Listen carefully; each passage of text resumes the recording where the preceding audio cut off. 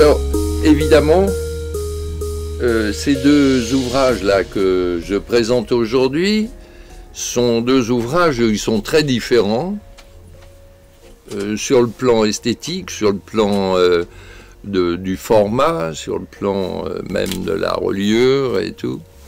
Il s'agit donc de travaux d'un homme qui est un adulte assumé et qui n'est pas un gamin du tout. Et donc, c'est des ouvrages un peu de... Je ne veux pas dire de fin de parcours, mais enfin, parce que c'est pas fini. Mais protestation du public. Mais quand même, par exemple, le journal, j'aurais jamais publié il y a quelques décennies. C'est un travail que je fais de temps en temps, comme on écrit un journal de sa vie, mais là, il s'agit d'images. Et ces images, je les récupère au bistrot, au Losserand, etc. Et puis, il y a plusieurs aspects dans ce... Il y a d'abord ce que je vois, il y a ce que j'imagine, ce que je fantasme, et puis la réalité. Ce que tu rêves. Et donc, en fonction de ça, tous ces éléments sont regroupés dans ce petit carnet, dans ce petit ouvrage, qui en fait est constitué de 3 carnets que j'ai fait depuis les années, même avant ça, parce que en 87 ça commence, et en fait ça a commencé bien avant, mais le format n'est pas le même. Alors je trouvais qu'esthétiquement c'était bien que ça ait tout le même format, mais peut-être on en sortira un autre qui était préalable et que j'ai fait avant. Donc il s'agit comme ça, de dessins qui sont faits après des lectures, après avoir entendu de la musique, après avoir travaillé sur différents sujets qu'on m'a proposés lorsque j'étais illustrateur. Et puis, de temps en temps, c'est la libération.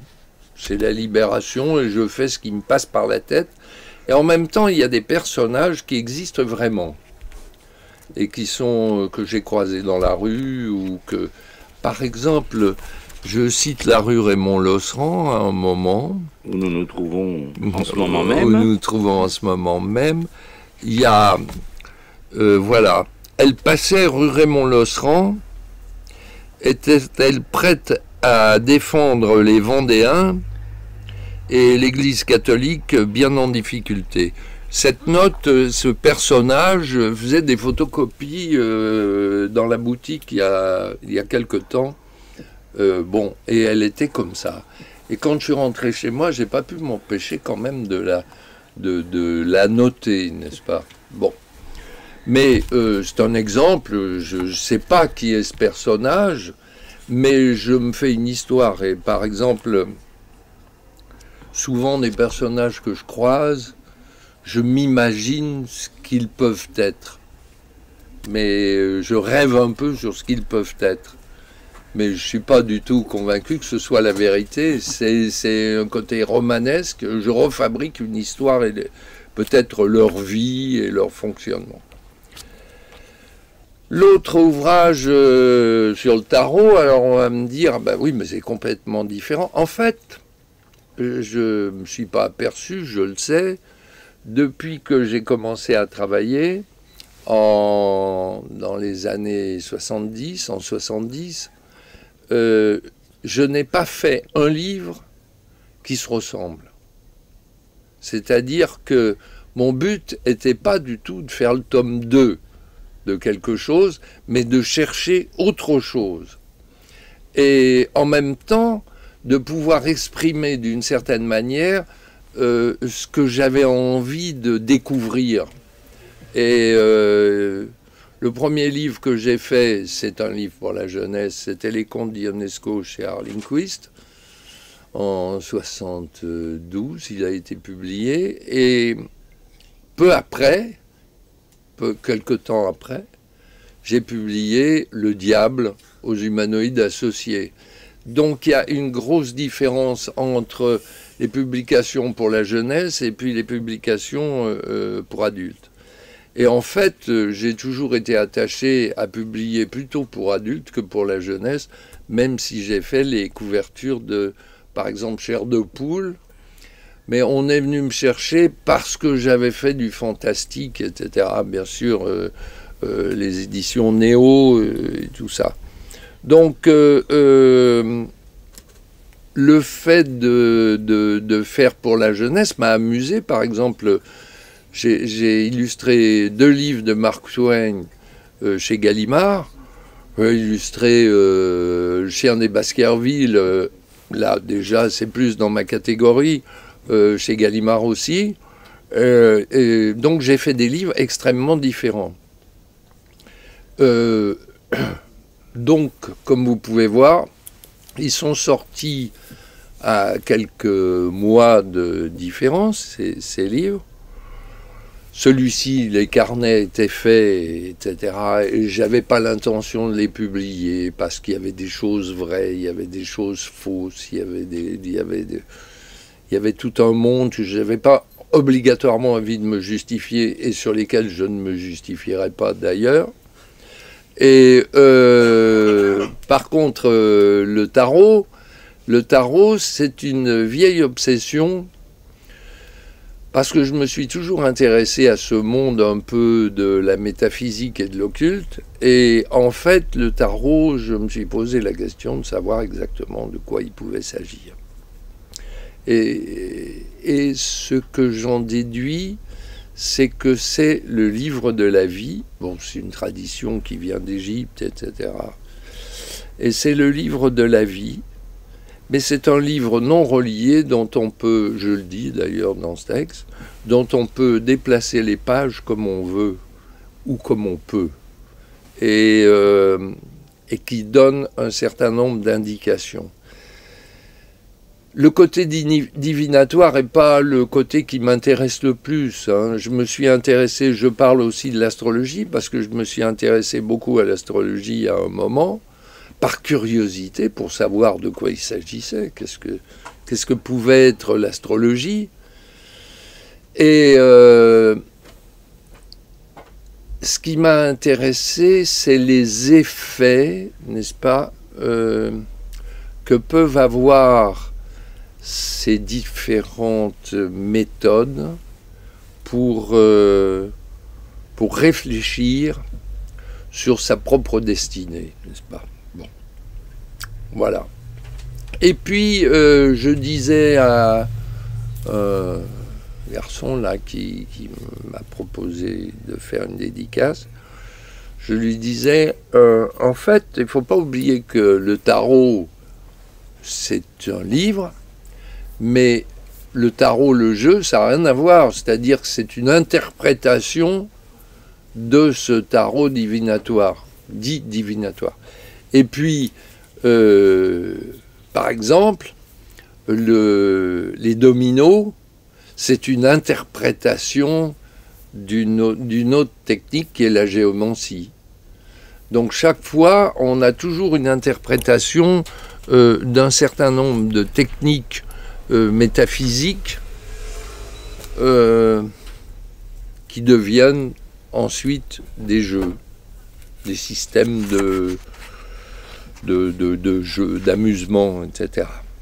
Sans plus avoir de définition. Alors que la géomancie, c'est un système qui se pratique aussi bien en Afrique du Nord que dans différents endroits, mais enfin, avec ces petits points, n'est-ce pas, et qui permet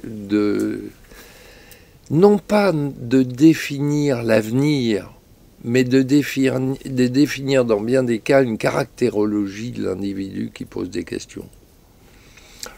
Bon, donc voilà, en gros, vous avez 2 livres qui sont complètement différents. Les précédents étaient complètement différents aussi. Donc, il faut dire que je me demande si je ne suis pas un peu marginal quand même si j'ai un aspect de monsieur sérieux, etc. un peu marginal et en recherche de quelque chose que je n'ai pas encore trouvé, mais qui me permettra probablement de faire le prochain livre. Je l'ai commencé, il ne m'a pas plu, je l'ai détruit. Bien. J'ai démoli ce que j'avais fait et j'ai gardé un certain nombre d'esquisses.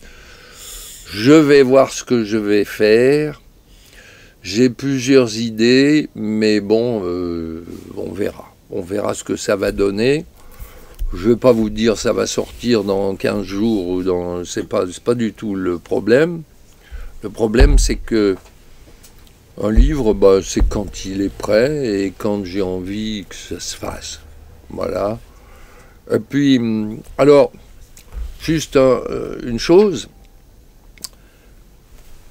Quand j'ai commencé à publier des livres, j'aimais bien les mettre dans ma bibliothèque et puis passer devant ma bibliothèque et me dire « Oh, c'est quand même bien, hein, c'est formidable, j'ai des bouquins, il y a mon nom dessus, etc. » Puis je me suis aperçu qu'il n'y en a aucun qui était au même format, ce qui fait que ma bibliothèque n'était pas très bien organisée dans la partie qui me concernait.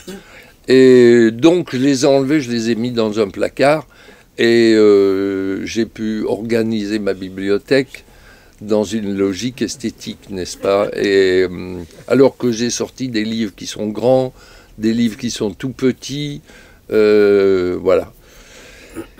Et cet après-midi, j'étais en train de corriger un certain nombre un éditeur qui m'a demandé une biographie, une bibliographie.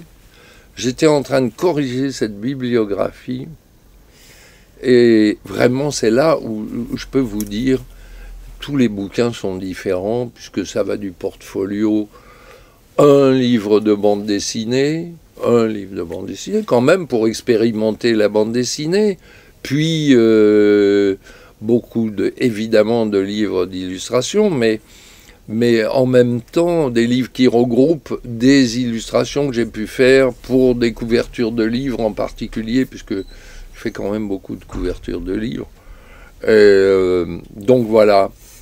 Donc je voulais un peu préciser cette espèce de curiosité qu'il y a entre deux livres qui n'ont apparemment rien à voir et pourtant qui sont du même bonhomme, quoi.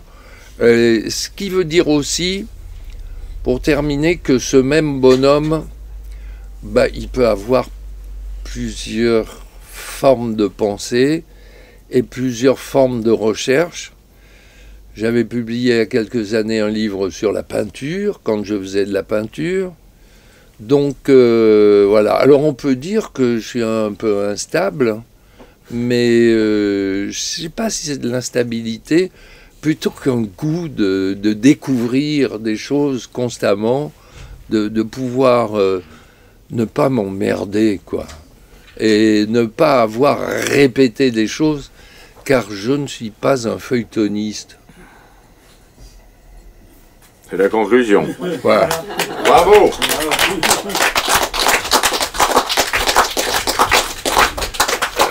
Oh, ben voilà. Bravo.